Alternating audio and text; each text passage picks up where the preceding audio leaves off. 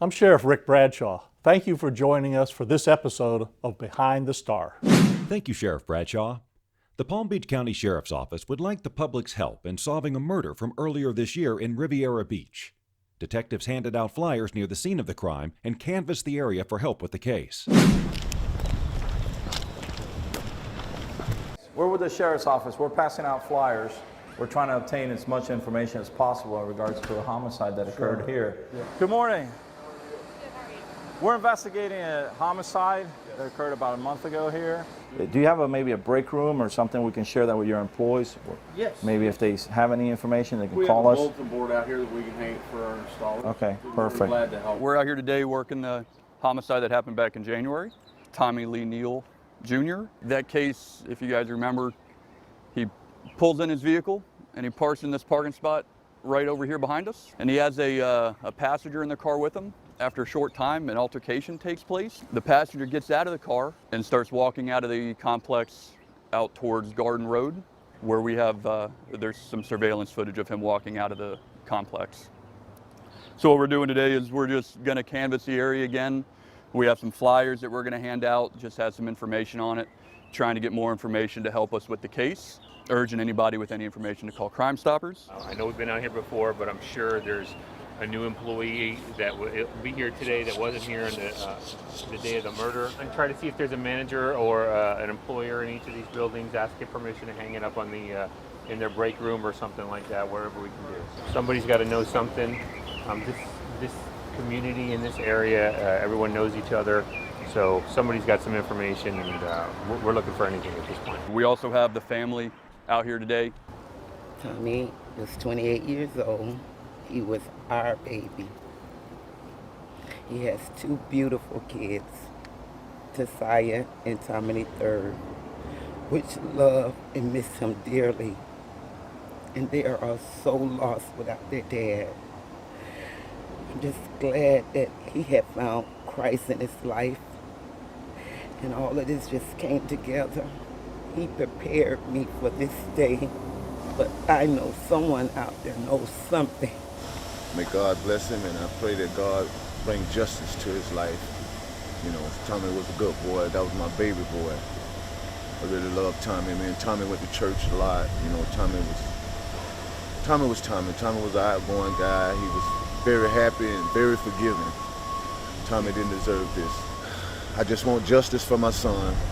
You know, I can't sleep, you know, waking up every morning with these thoughts in my head, you know. But, you know, as a father, you know, you always want to protect your kids. And it's just, I'm stuck. I wish somebody can help us, you know, just give me some peace, you know, just to solve the murder, you know. Because, please, Father God, just give us peace, you know. That's all I ask for. You know, if anybody know anything, please say something. Say something. In the name of Jesus. Amen. Me and my brother, we're basically like twins. If you look at Tommy, you're pretty much looking at me. Everybody I look at, they say, I can't look at you because I'm seeing Tommy. People don't understand what they did when they took my brother. It's like so much of me has been broken. I haven't been right since. I haven't been back to work. I can't get my mind straight. So please, y'all, I know y'all know something. Tommy loves so many people, y'all. He loves so many people. He wouldn't hurt a fly. And y'all know that. Y'all know that. So please, if y'all know something, just tell it. We are hurting. We are hurting. We want rest, we want peace, we want justice. Please, y'all, if you know anything, please. The Palm Beach County Sheriff's Office is highlighting two cold cases this month. The first one is the murder of Cynthia Moffett, who was killed 13 years ago. The second story involves Randy Gorenberg, who went shopping at the Town Center Mall in Boca Raton in 2007. Her body was later discovered at a nearby park. Here's more on the investigations.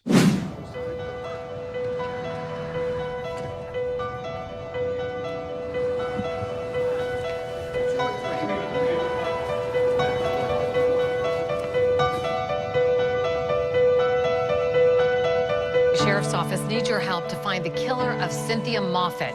It was on March 23rd of 2006. The reward leading to the person who killed a Palm Beach County woman has climbed to $25,000. Back in 2006, Cindy Moffett was murdered during an attempted robbery. It happened at the Forest Oaks Golf Club Pro Shop in Lake Worth, where Moffett was a manager. I'm Tom Special with Media Relations for the Palm Beach County Sheriff's Office. Today we're here with Detective Jeff Weissman, and we're here to discuss the murder 13 years ago of Cynthia Moffett. Happened March 23rd, 2006. Detective, tell us the details of the case. This was a robbery homicide that occurred at the Forest Oaks Golf Club, which is in West Lake Worth, near the turnpike off Lake Worth Road. Cynthia Moffett, the victim in this case, was closing up the golf club for the day at around 4 o'clock p.m. So she was an employee there? She was working there as her normal job, which she did every day. At about 4 p.m., unknown suspects broke in to the clubhouse while she was in the process of closing for the day. Unfortunately, she was shot 2 times in the chest as a result of the suspects breaking in. She died at the scene. The suspects took approximately $300 in rolled coins that were located in the cash register behind the counter. Suspects fled out the back door of the golf course towards a development called Florida Gardens. Along the way, they dropped several of the rolled coins. Cynthia made it out the back door approximately 3 feet, where she then succumbed to her wounds and passed away. Almost immediately after, a tremendous rainstorm came through, which contaminated all the evidence that was dropped by the suspects leading out into the golf course area, as well as the victim's body. So the weather actually has a factor in making it harder for you to solve the case? Yes, as far as DNA, fingerprints, being exposed to heavy rain like that, it really deteriorates the potential to get anything of evidentiary value. Now, what have you done to solve the case? I remember you mentioning about the handing things out. We've really hit the Florida Gardens community very hard. We also, up and down Lake Worth Road, we put up flyers. Anybody with any information, call Crime Stoppers, call myself. And we have gotten positive feedback from the area. We've gotten several leads of people to talk to. So, I think that's really helped us. This case is going to really come down to somebody who knows something, who knows one of the guys that was involved in this is going to come forward, and that's how we're going to get closure to this. Now, with new technology, is that helping you to solve the case? The advancements in DNA that are getting better every year, I definitely would not rule that out in this case, as far as our victim's clothing being saturated with water due to the storm. They're making great advancements in it, as well as advancements in getting DNA and even fingerprints off of fired shell casings. And that's definitely something that I'm looking, at pursuing. Now, this is a cold case. This has gone on now for 13 years. Why does PBSO continuously try to solve something like this? We don't let any case go. I have a lot of hope that we're going to get this case solved, and I think we owe it to the victim's family. Any case that my unit works, which is a cold case, we take seriously and we follow through until the end. And like you said earlier, advancements in technology that are here today were not here in 2000. So we're making a lot of cases on the new advancements technologically. Tell me about the family. If I recall correctly, they're thoroughly involved in this, and they really want to. Yes, the family's been very involved, even putting up some of their own money for a reward for anyone with information. Every year the family comes in to the actual Forest Oaks golf course, where they host a little memorial, say their prayers, and that's done every year. So, tell me about the scene today. What is actually there? You and I were out there a couple years ago. Same building. It still operates as a public golf course.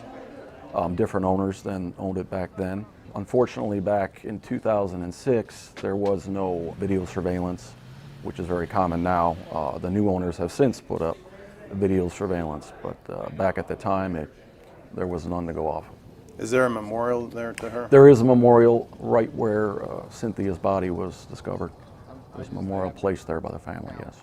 Now, they stole rolls of change Yes. from the cash register. What does that say about the suspects? I mean, that's kind of crazy to murder somebody over some rolls of coins. Very sloppy, in my opinion. I think it almost indicates it was possibly teenagers that did this. The location where they took the roll coins, they actually left an envelope with $1,500 cash in it. I think that they came in, startled Cynthia, and then shot her twice and took off, and hastily. What's the next step from here? The next step is just keep, hitting the area as we have been, and every time, the anniversary comes up and we do put something out, we do get leads on it. We get names of people to talk to. And I think eventually that is going to be the key in solving this case. You think you will solve it? I do.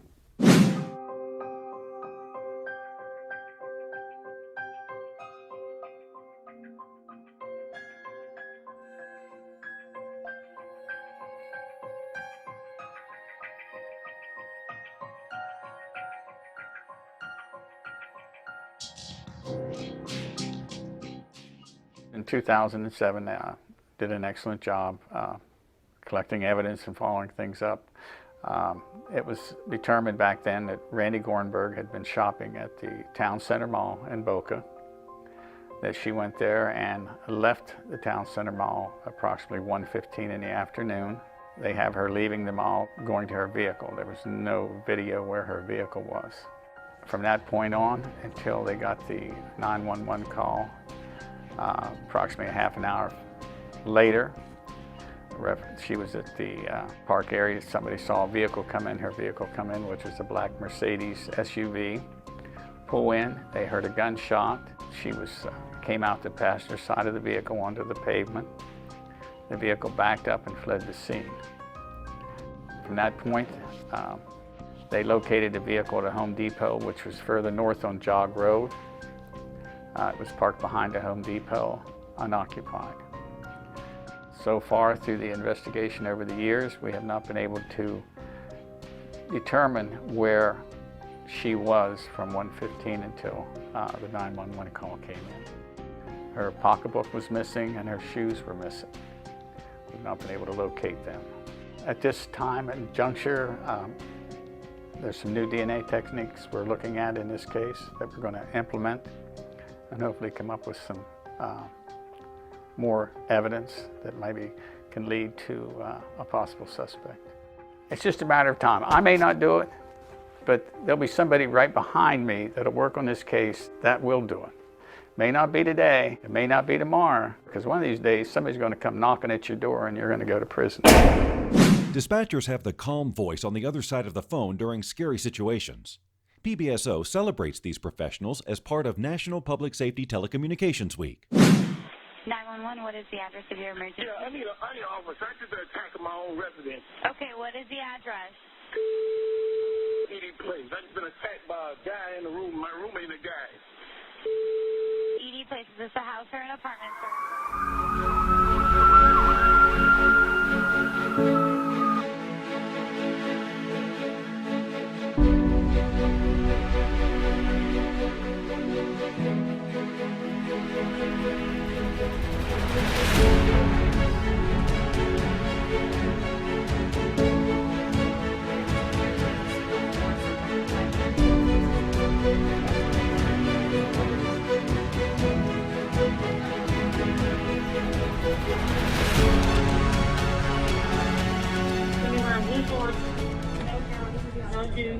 What motivated me to become a dispatcher was when I lived in Pennsylvania, I'd been an EMT for many years. I've been a police officer on the road for many years, talking to the person on the other side of the radio. So when I relocated to Florida, I felt it was time to extend my passion and be that person on the other end of the radio.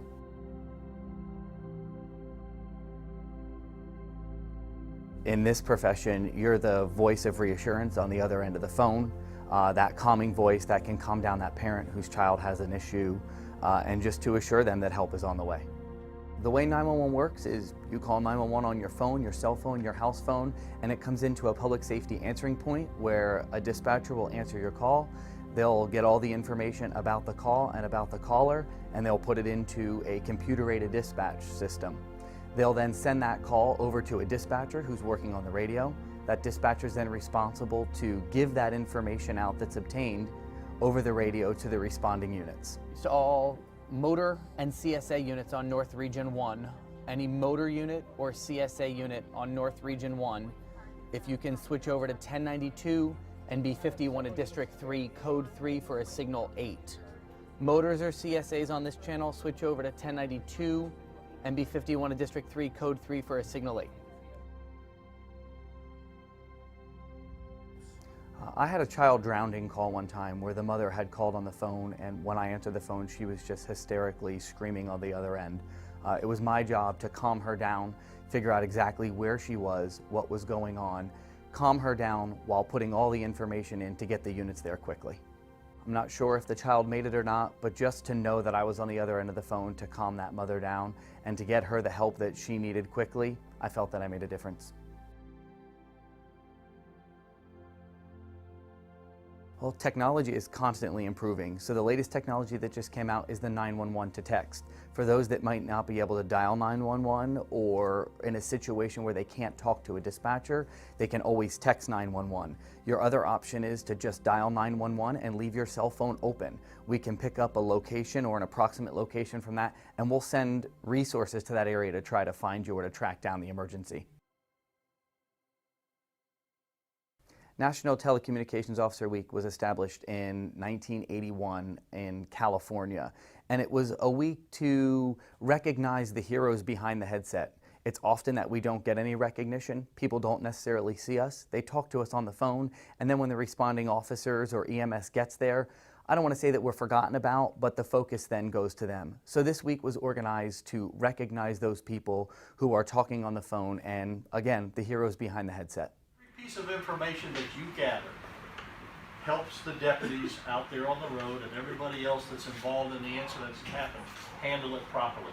If you don't get it right, they're not going to get it right. So that's why it's so important, and that's why it's nice to be able to recognize everybody that's here today and say thank you for what you do, because not only do we appreciate it inside, I know the citizens of Palm Beach County do also.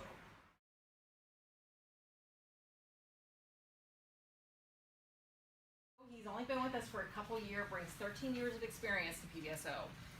He worked in law enforcement communications, fire rescue communications, and was a certified law enforcement officer. So before I continue, I'm going to go ahead and bring him up. That's Dan Hall. So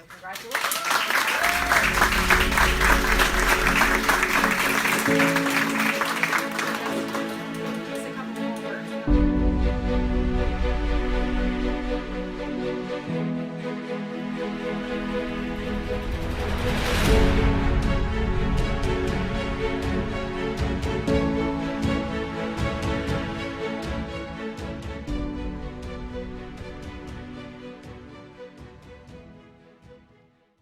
Sheriff Bradshaw knows dispatchers play an important part in keeping our community safe. Telecommunications and the commo section is the nerve center of the agency.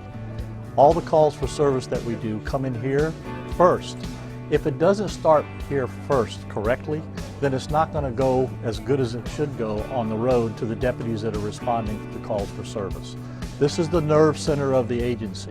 So as busy as they are, they turn out the most fantastic quality of work. They're always ready to do the right thing. They're paying attention to business, and I can't begin to tell them how thankful we are for what they do and how well they do it. So thank you, communications people and telecommunications people, for everything that you do. Congratulations to our Communications Officer of the Year, Dan Hall, and the Communications Supervisor of the Year, Kristen Crossan, for their dedication and leadership. These two hard-working employees make us proud. Now for a story about PBSO, delivering tote bags to homeless veterans as part of our People Helping People project.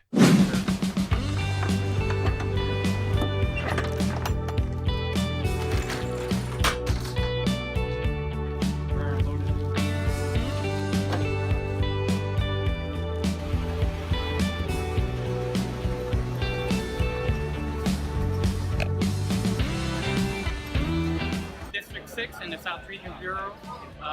came up with an event of people helping people, and today we were at St. Anne's because we decided to help homeless veterans. It started with homeless veterans because unfortunately there's a lot of homeless veterans out in the county today. We came up with care packages, basic toiletries, and basic necessities. All that good stuff. Y'all have a good day. We collected 280 bags within District 6, and all total in the South region we've collected 450, and each district decided what organization they wanted to help, and we thought it was important to help our homeless veterans, men and women. Sometimes people forget how much the veterans sacrifice for us. You know, a lot of them sacrifice their life, sometimes their mental status. They come back from Vietnam or from any war, and they have issues, and sometimes they fall on bad times. And since they sacrifice so much, it's such a great honor for PBSO to give back to the veterans and try to help them out when they're maybe down and out. And just something simple as this, a little care package with products they may need to take care of themselves. So we'd like to send a special thank you to the Sheriff's Foundation, who helped sponsor us in paying for our tote bags, the pink for the ladies, the blue for the men, in addition to thanking all of our district employees as well as friends and family and our community helpers from sunny South. We hope everyone had a great Easter. Our bomb squad was busy creating a special Easter egg hunt for visually impaired children in Palm Beach County.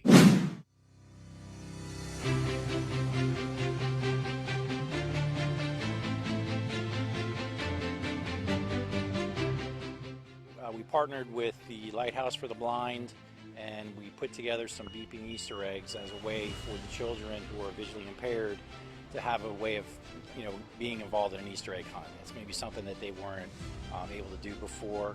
And this is something that our organization we're involved with, the International Association of Bomb Technicians and Investigators, partnered with us to provide the supplies. And they're a great organization. It is our trade organization that we work with. And all the detectives in the bomb squad got together and put the eggs together. It was a great team building effort for us. And this is just a way to give back to the community. And this starts with the sheriff, at the top, and he's really big into working with the community and giving back. And it's just a way for us to give back to the community. Being the bomb squad, it's not easy to intermingle with the community. A lot of the kids like the robots, and we brought some of the robots out today holding the Easter egg baskets, and they got a kick out of that. And it was a good way for the families to get together that maybe have never met in the past. I know that it's good to have an Easter egg hunt that everyone can participate in, so we were excited about that, and then just getting to meet some other people, basically. So. Hear that beeping?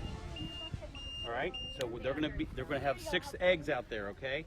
And then you gotta go towards the beeping, right? This event brought them together, and it showed them that as a sheriff's officer, we're here to support them and their needs as well within the community. So it's a great day for all of us. We really enjoy mingling with families and the children, and we got a kick out of it, but the kids really enjoyed it, and they're running through the cycles of the Easter egg hunt. Some of them are going through several times, so we had a good time with that. Can you see it? You want to hold the mirror? We got a lot of good feedback from the families. They're very appreciative, and that just made our day as well.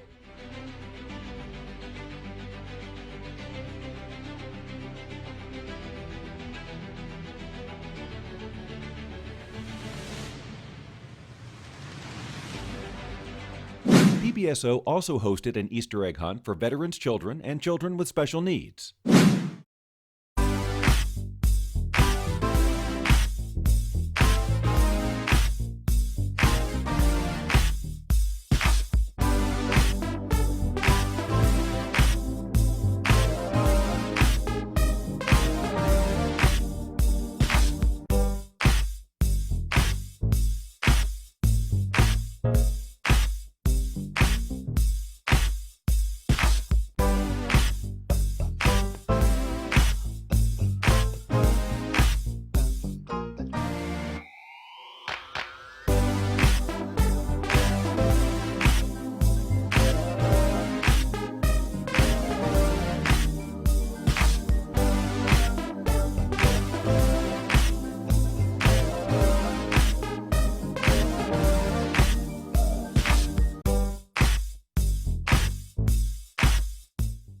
Just a reminder, if you see something suspicious, don't touch it.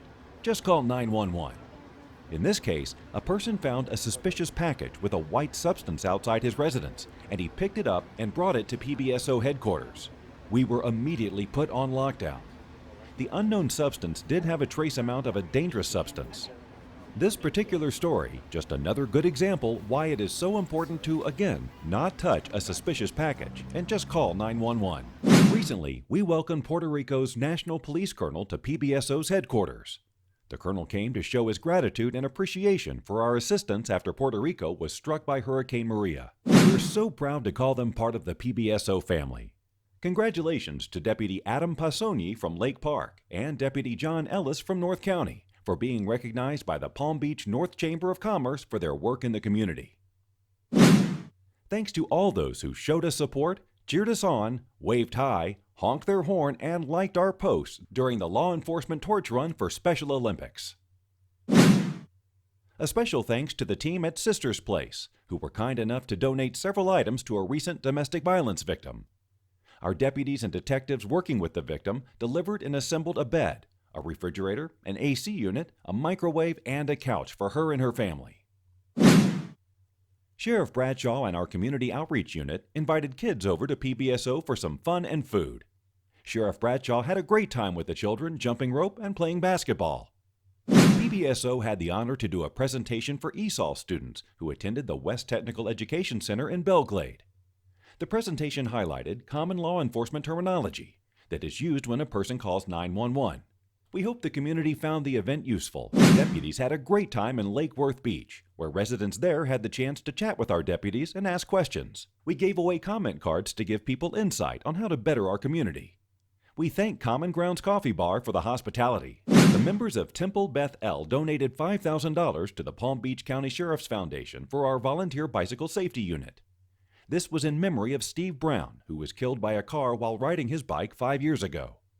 We thank everyone for the donation and remind people to drive cautiously, especially around bikers and pedestrians. A shout out to Sergeant Christopher Fleming for being chosen as the 100 Club South County Deputy of the Year. We are beyond proud of him. As always, PBSO is involved in our schools. Students from North Grade Elementary in Lake Worth Beach graduated from our anti-bullying program. To their surprise, Sheriff Rick Bradshaw showed up to congratulate them. The students were taught strategies to stand up for themselves or others when they see name-calling or bullying happening at their school. PBSO participated in a pep rally at Highland Elementary School in Lake Worth Beach. It was a chance to wish the students good luck on their Florida Standards Assessment exams. There are lots of smart students at Highland, so we know they did a great job. Our SWAT team did a very special presentation for students at Park Vista Community High School. They got to ask questions and play with our equipment. We want all students to know we're always here for them, and we appreciate the invitation to their school. Deputies had a great time covering the Run Walk for Paws 5K at John Prince Park. It was a great day to celebrate fitness and our furry friends. And now, back to Sheriff Bradshaw. That'll do it for this episode of Behind the Star. On behalf of the men and women of the Palm Beach County Sheriff's Office, thank you for watching.